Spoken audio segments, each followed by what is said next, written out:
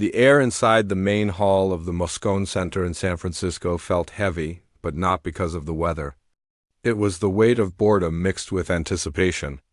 It was the middle of the afternoon, and the big tech summit had been going on for hours. The room was packed with thousands of people. Most of them were dressed in smart casual clothes blazers over t-shirts, expensive sneakers and lanyards swinging around their necks. They were developers, investors, and tech enthusiasts from all over the world. For the last few hours, they had been listening to speeches about cloud computing, data storage, and the future of artificial intelligence. While some people found this fascinating, a lot of the audience was starting to fade. You could see people checking their watches, scrolling through their phones, or sipping cold coffee just to stay awake. The schedule for the day was running a bit late. The audience had seen charts, graphs, and plenty of buzzwords on the big projection screens. Everyone was waiting for the final keynote speaker of the day. The program just listed special guest without a name. Rumors had been flying around the break room all morning. Some people thought it would be the CEO of a big social media company.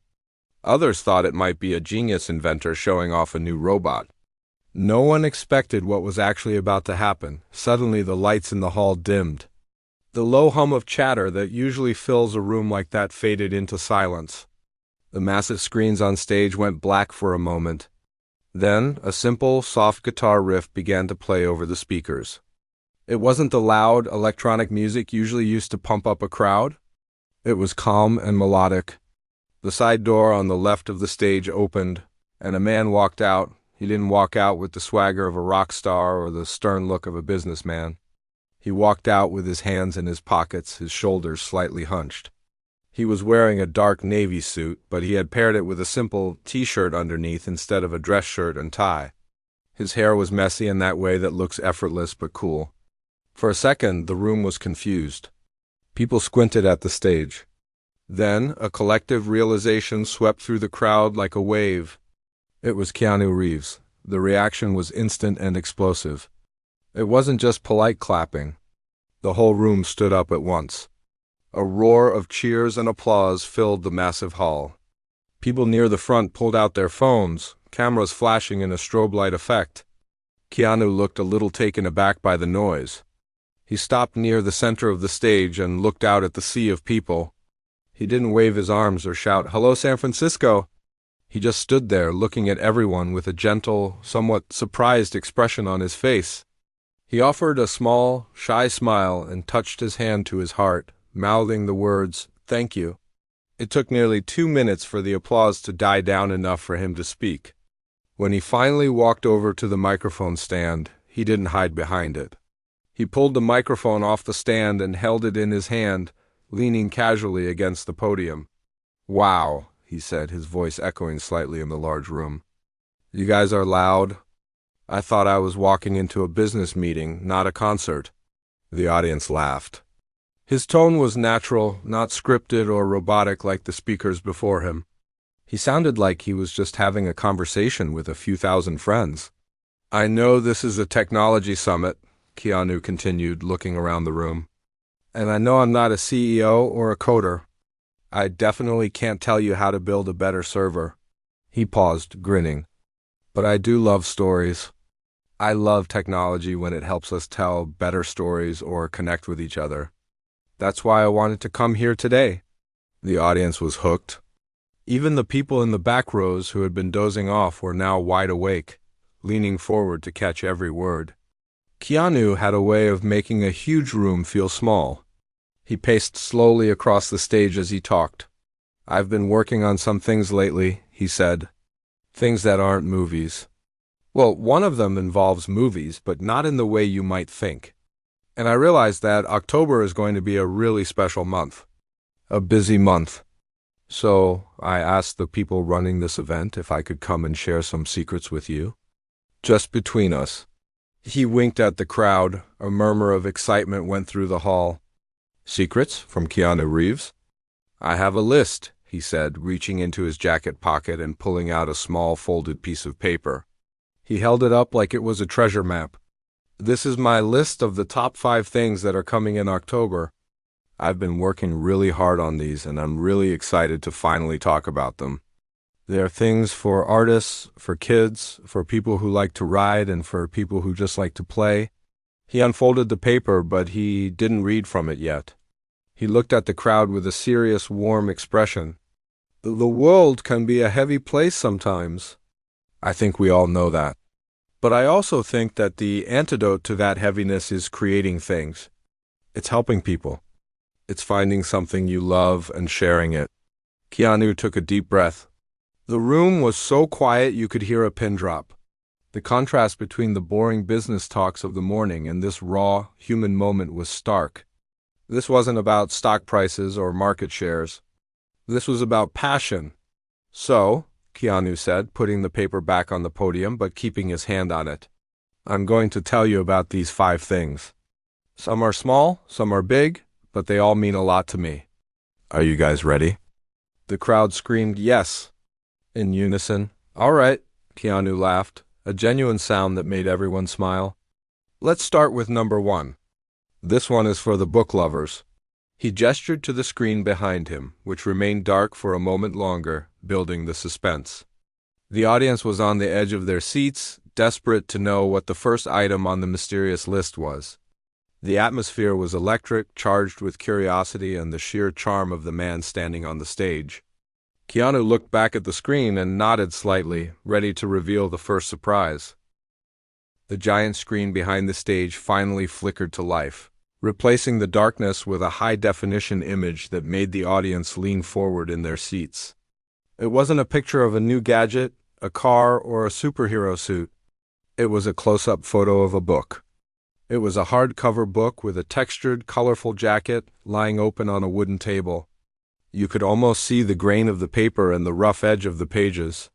It looked simple, old-fashioned, and beautiful in a world full of cold glass screens. Keanu stepped to the side of the stage, so everyone could see the image clearly. He pointed a thumb back at the screen. This is number 1, he said, his voice sounding a bit more animated now. I love technology, really, I do. But there is something special about holding a book in your hands. The smell of the ink, the sound of the spine cracking when you open it for the first time. You can't download that feeling. He explained that a few years ago he had started a small publishing company. It wasn't a big corporate thing. It was just a passion project born out of a love for the arts. He called it Ex-Artist Books. He talked to the crowd about how hard it is for artists today. He explained that there are so many talented people in the world who create amazing work photography, writing, paintings, but they get lost in the noise of the internet. I know what it feels like to struggle, Keanu admitted, looking down at the floor for a brief second before looking back up at the crowd. I know what it's like to want to create something but not have the door open for you. So I want to open a door. He paused to let the point sink in. The room was quiet, hanging on his every word. Starting in October, he announced, we are launching a new mentorship program through the company. We are looking for young artists who don't have big agents or fancy connections. We want to find the raw talent that is hiding in plain sight. If you are chosen, we don't just give you money. We sit down with you. We help you make your book. We teach you how to bind it, how to print it, and how to get it into the hands of people who will love it. A ripple of excitement moved through the audience. It wasn't just a giveaway. It was a chance to be taught by a master of his craft who genuinely cared about the future of art. We are going to make real, physical books, Keanu continued, smiling now. Books that you can put on a shelf, books that you can give to a friend, and books that will last longer than a server update. I'm really proud of this. I think we are going to find some incredible voices. He took a sip of water from the bottle on the podium, and the mood in the room shifted again. The first announcement had been inspiring and artistic, full of hope. But as Keanu placed the water bottle back down, his face changed. The playful smile faded into something softer, much more serious. He put both hands on the podium and gripped the edges. He looked out at the thousands of faces, and this time he didn't seem to be looking at the crowd as a whole. He seemed to be looking at individuals. Number 2, he said softly. This one is harder for me to talk about. but it is maybe the most important one on the list. The screen behind him changed again. The bright image of the book was replaced by a simple, gentle drawing of a child's hand holding an adult's finger. The background was a soft, calming blue. The energy in the hall, which had been so high and buzzing, seemed to slow down. Everyone could feel that they were about to hear something very personal. "We all know that life can be unfair," Keanu began. "We see it on the news, we see it in our neighborhoods, but nothing tests your faith like seeing a child who is sick." He took a deep breath, gathering his thoughts. He spoke about his private foundation. He didn't mention it to brag. In fact, he almost whispered it. He explained that for years he had been quietly supporting children's hospitals. He didn't want his name on the building. He didn't want a big plaque. He just wanted to help the kids and the doctors who were fighting the toughest battle imaginable. "In October, we are launching a new initiative focused specifically on pediatric cancer research," he said. His voice was steady, but there was a tremor of emotion underneath it. "We are partnering with some of the best hospitals in the country to fund new treatments. Treatments that are less painful, treatments that work faster." He stopped and looked directly into one of the cameras broadcasting the event, as if he was speaking to one person sitting at home. "I lost a friend a long time ago to cancer. I watched him fight. I saw how brave he was, and I saw how much it hurt him and the people who loved him. I decided then that if I ever had the power to do something about it, I would." You could hear a pin drop in the Moscone Center. Thousands of people were silent. Some people in the front rows were visibly wiping tears from their eyes. It wasn't a sad moment exactly. It was a moment of deep connection. The man on stage, the famous movie star everyone thought they knew, was showing them his heart. He wasn't acting. He was just a human being who remembered pain and wanted to turn it into something good. "These kids are stronger than any action hero I've ever played," Keanu said, shaking his head slightly in awe. "They are the real fighters." So, for the whole month of October, every dollar we raise from the sales of our books and some special merchandise, it's all going to this research. 100% of it. He let that hang in the air for a long moment. There was no applause immediately. It was too heavy for applause right away. People just nodded in respect. It felt like a promise being made in a sacred space. "I don't want anyone to have to go through that alone," Keanu finished quietly. "And if we can save one family, just one, from feeling that pain, then it's all worth it." Finally, the applause started. It wasn't the loud, cheering roar from earlier when he walked on stage. It was a slower, deeper, respectful clapping. It was the sound of people appreciating the weight of his words. Keanu looked out at them, his eyes a bit shiny, and nodded a simple thank you. He didn't smile this time. He just accepted the respect, turned the page on his folded paper, and prepared himself to lighten the mood again, because he knew he had to take them from tears to smiles for the next part of his list. The applause for the charity announcement was still echoing in the quiet corners of the room, but Keanu knew he couldn't leave the audience in that heavy, emotional place forever. He took a deep breath, wiping his palms on his trousers, and when he looked back up at the crowd, the serious expression was gone. In its place was a mischievous, boyish grin that everyone recognized from his movies. He was shifting gears, moving from the heart to something with a lot more horsepower. "All right," he said, his voice picking up speed. "We have talked about books, and we have talked about helping people. Those are serious things. But now, I need to talk about my other love, the loud one." As if on cue, the sound of a powerful engine rumbled through the arena's speakers. It wasn't a recording. It was the throaty, mechanical growl of a custom-made V-twin engine.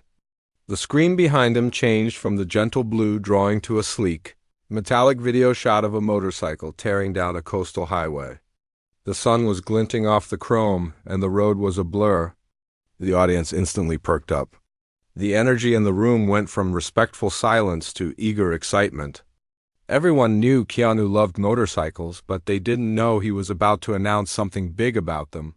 "Number 3, Keanu shouted over the sound of the engine, which began to fade into the background.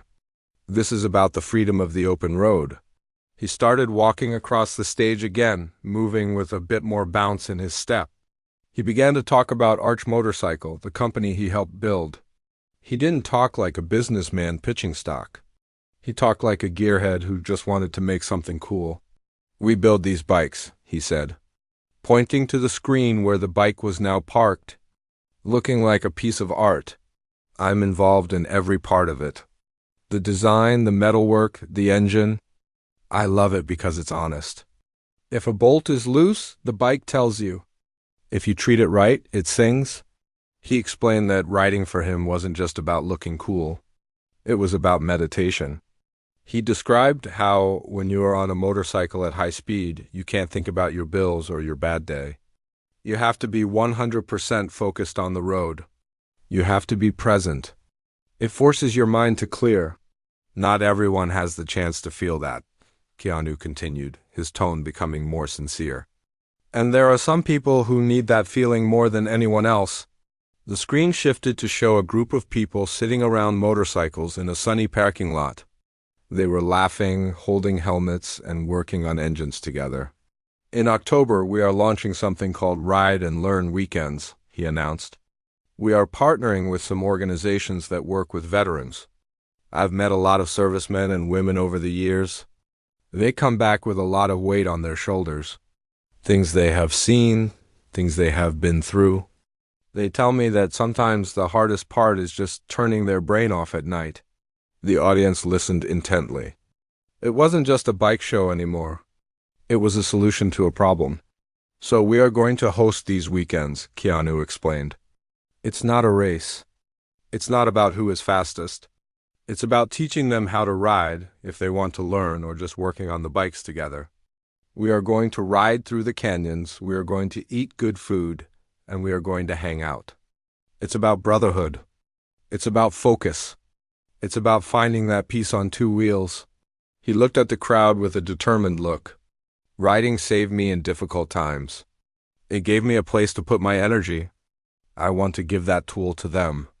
That's what number 3 is all about."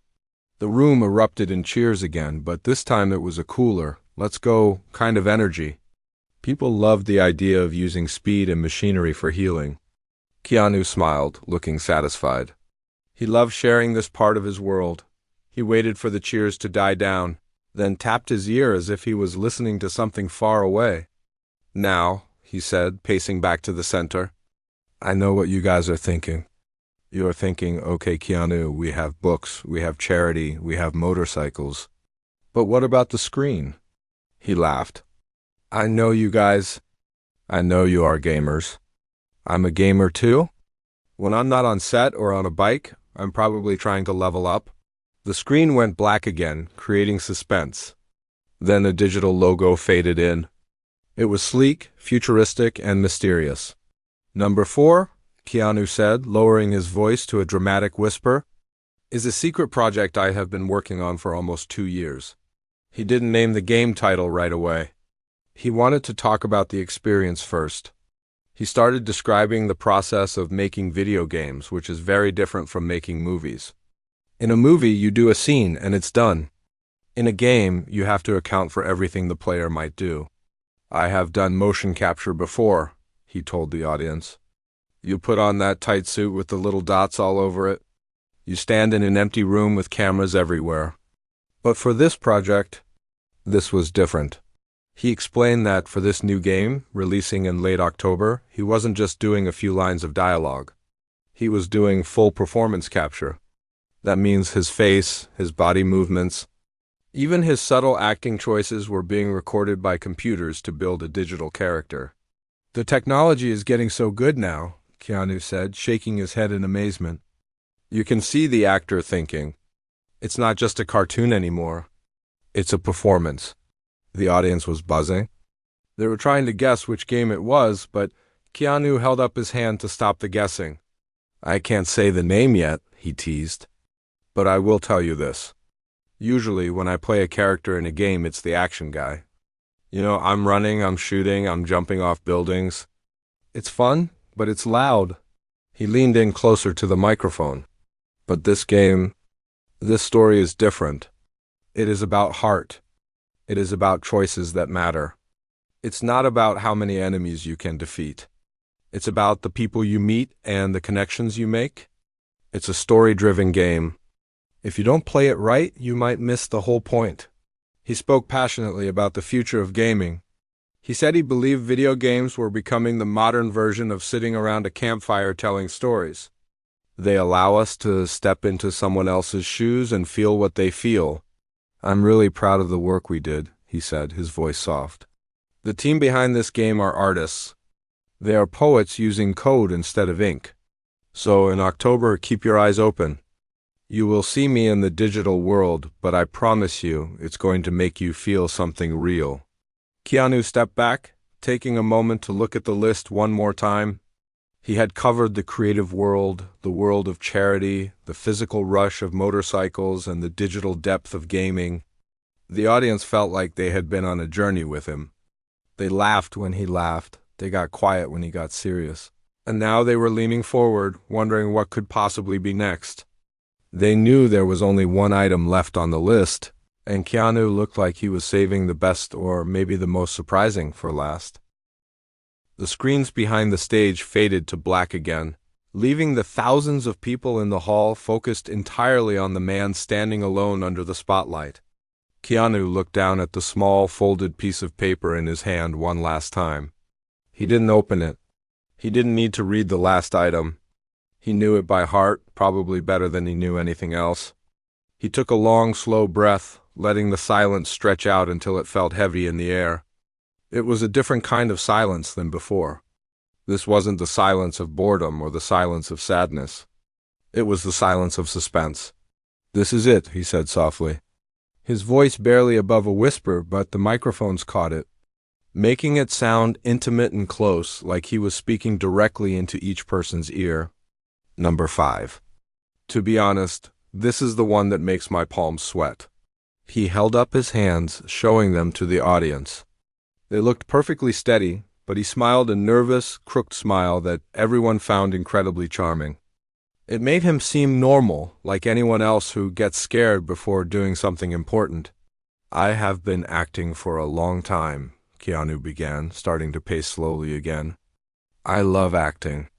I love stepping into someone else's shoes and seeing the world through their eyes. But when you act, you are a small part of a big picture. You show up, you say your lines, you hit your mark, and you trust the director to put it all together. Being an actor is safe, in a way. You have a net." He stopped pacing and looked straight out into the darkness of the hall. Directing is different. When you direct, you don't have a net. You are the one holding the rope for everyone else. And it is terrifying, and it is wonderful. The audience stirred. Rumors had been flying for years about whether he would step behind the camera again for a major project. People leaned forward in their seats, realizing that this wasn't just another product announcement. This was personal. "In October, I'm going to do something I haven't done in over 20 years, Keanu announced. The screen behind him slowly illuminated, but it didn't show a poster or a flashy trailer. It showed a strip of film negatives, glowing with warm, amber light. "I am premiering a new film, and this time I'm the one sitting in the director's chair." A ripple of shock and excitement moved through the crowd. It wasn't an action movie. It wasn't a blockbuster sequel. It was something much more raw. "It's a small film," he continued, his voice growing stronger as he talked about his passion. "It's a drama about a group of strangers who get stuck in an elevator. That's the whole setup. Just people stuck in a metal box. They can't get out. They have to talk to each other. They have to deal with each other. And eventually they have to help each other." He laughed a little, shaking his head. "I know it sounds simple, but to me, that's what life is. We are all just stuck in this box together, trying to figure it out. We are all strangers until we aren't." Keanu walked over to the side of the stage where a projector had been set up. Acting as a prop, he touched the side of it gently, like it was an old friend. "We shot this movie on 16mm film," he said, using his hands to show how small the reel was.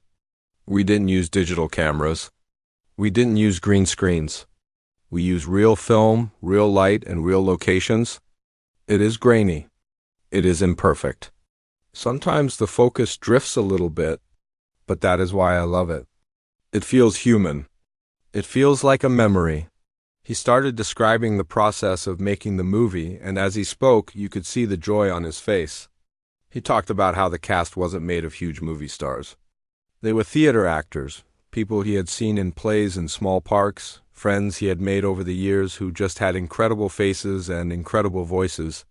We didn't have trailers, he said, laughing. We all changed in one big room. We ate lunch together on the floor every single day. We argued about the scenes, and then we laughed about them 10 minutes later. It felt less like a movie set and more like a family reunion that you actually wanted to go to. The audience was completely captivated. They were seeing a side of the industry they rarely saw, the side that wasn't about money or fame. It was about the craft. It was about telling a story just because it needed to be told. The movie is called The Longest Wait, Keanu revealed, finally giving the audience a name. And it premieres at the big film festival here in the city in late October. I'm nervous about showing it. It's like opening a diary and asking people to read it. It feels naked. He paused, looking down at his shoes for a moment, then looked back up with a look of pure determination. But I wanted to tell you about it here. In front of all these tech people, he said, gesturing to the room. Because sometimes, with all the pixels and the data and the algorithms, we forget about the messy, beautiful, grainy texture of real life. We forget that sometimes the best story isn't the one with the biggest explosion. It's the one that makes you call your brother or your sister afterwards, just to say hi. Keanu stepped back to the center of the stage. The screen behind him faded back to black. He had completed his list. He had talked about books, charity, motorcycles, video games, and now this deeply personal film. He looked exhausted but happy. He looked like a man who had carried a heavy load for a long time and was finally glad to set it down in front of the people who supported him. I don't know if you guys will like the movie, he said, his voice humble again. I don't know if you will like the bikes or the books, but I made all of these things with love. And in a world that sometimes feels a little cold, I hope they can bring a little warmth. He stood there, not rushing off, just letting the moment hang there. The applause started slowly, building from the back of the room and rolling forward like a wave until it was a deafening roar. It wasn't just for the actor or the director or the celebrity. It was for the human being standing on stage who had just shared his soul with them. Keanu looked out at the sea of people, and for a second he didn't look tired at all. He looked like he was exactly where he was meant to be. The applause didn't stop. It kept rolling like thunder through the massive hall, bouncing off the walls and the high ceiling. Usually at these kinds of events the applause is polite. It's the sound of people checking their watches, waiting for the lunch break to start. But this was different. People were standing up, not just in the front rows, but all the way to the back of the balcony. The energy in the room had completely changed. It felt less like a business conference and more like a rock concert, but a respectful one. Keanu stood there for a long moment, just taking it in. He didn't do a victory lap or raise his fists in the air. He just pressed his hands together in front of his chest, bowing slightly to the audience. The gesture was so simple, so humble, that it only made the crowd cheer louder. He looked genuinely moved, almost surprised that people cared this much about his list of 5 things. Eventually, the noise began to fade, settling into a buzzing hum of excited whispers. The event organizer walked onto the stage, looking a bit flustered, but happy. He whispered something into Keanu's ear, probably telling him they were running out of time. Keanu nodded, but then gently moved the man aside. He leaned back into the microphone. We have a few minutes left, Keanu said, looking at his watch. And I don't want to go yet. Do you guys have any questions? We can talk about whatever you want. You can ask about the books, the bike, or you can just ask me what I had for breakfast. I'm an open book today. A moderator rushed to the center aisle with a handheld microphone. The first hand shot up in the air immediately. It was a young man wearing a hoodie, looking nervous. Keanu pointed at him and smiled. Hi, the young man said into the mic, his voice cracking a little. I just wanted to ask, with everything you're doing, the charity, the art, the movie, how do you stay so hopeful? With all the bad news in the world, why do you keep trying to do new things? Keanu didn't answer right away. He walked to the edge of the stage and sat down, dangling his legs off the side. It was a strange sight for a formal eventa movie star sitting on the edge of a stage like he was on a porch swing. But it made everyone feel relaxed. That is a really good question, Keanu said, rubbing his chin. Honestly? I get sad too. I get down. I read the news and I worry about the future, just like you. I think that's part of being human. If you don't feel the pain, you can't feel the joy, right? He looked around the room, making eye contact with people in the front row. But I realized a long time ago that creating something is the best way to fight the darkness. You can't fight hate with more hate. You have to fight it with creation. You build a bike. You write a poem. You help a sick kid. You make a movie about strangers in an elevator. You do the work. And when you do the work, you find hope. Hope isn't something you find lying on the street. It's something you build with your own hands. The room was quiet again. It wasn't an empty slogan. It sounded like a lesson he had learned the hard way. He didn't say it like a guru on a mountain. He said it like a guy who had been through the grinder and figured out a way to survive. A few more questions came in. Someone asked about the motorcycle, and he laughed, promising to take them for a ride if they passed their test. Another person asked about the video game, and he jokingly admitted that he was terrible at playing his own character and kept losing to the developers. The banter was easy and natural. He made fun of himself, which made everyone else feel comfortable. There was no ego. He was just one of them, sharing stories. Eventually, the red lights on the side of the stage began to flash, signaling that time was truly up. The organizer looked at Keanu with a pleading expression. Keanu sighed playfully and hopped back up from the edge of the stage. Okay, I'm going, he said to the organizer, holding up his hands. He turned back to the crowd one last time. I just want to say one more thing before I run away. We talked about a lot of stuff today. But really, the most important thing isn't the movie or the game or the books. It's that we are all here together. He gestured to the thousands of faces looking at him. We are all just trying to figure it out. We are all trying to be happy, make our families proud, and maybe leave the world a little better than we found it. So please go out this October and create something. Even if it's small. Cook a meal for a friend. Draw a picture. Write a letter. Just connect with someone. That is the real magic. He picked up his microphone stand, folded it back up, and carried it to the side of the stage himself. The workers tried to take it from him, but he shook his head and placed it gently on a table. Then he walked to the center of the stage, gave a final, deep bow, and waved goodbye. He didn't leave through a back door or get whisked away by bodyguards. He walked along the front barrier where the audience was standing. He shook hands, high-fived a few people, and even took a quick selfie with a fan who looked too shocked to hold the phone steady. He was smiling the whole time, as he walked off the stage and into the wings. The lights in the hall came up, signaling that the event was officially over. But nobody moved. For a few minutes, people just stood there, looking at the empty stage. It felt like the air had changed. The boredom and the tiredness from the morning were completely gone. Outside the convention center, the atmosphere was electric. People poured out of the glass doors, buzzing with conversation. Strangers were talking to each other on the sidewalk. They weren't talking about stocks or algorithms anymore. They were talking about the art books they wanted to buy. They were talking about their own ideas they had been scared to start. They were talking about how nice it was to see someone famous who seemed to genuinely care. Social media exploded instantly. Videos of Keanu sitting on the edge of the stage, his voice cracking when he talked about the charity, and his joke about being bad at video games were being shared millions of times. Comment sections weren't full of arguments or trolling. They were full of people tagging their friends, saying, "We need to see this movie," or "Let's go for a ride this weekend." The sun was beginning to set over the city. casting long, golden shadows across the street. It was October, just as Keanu had promised.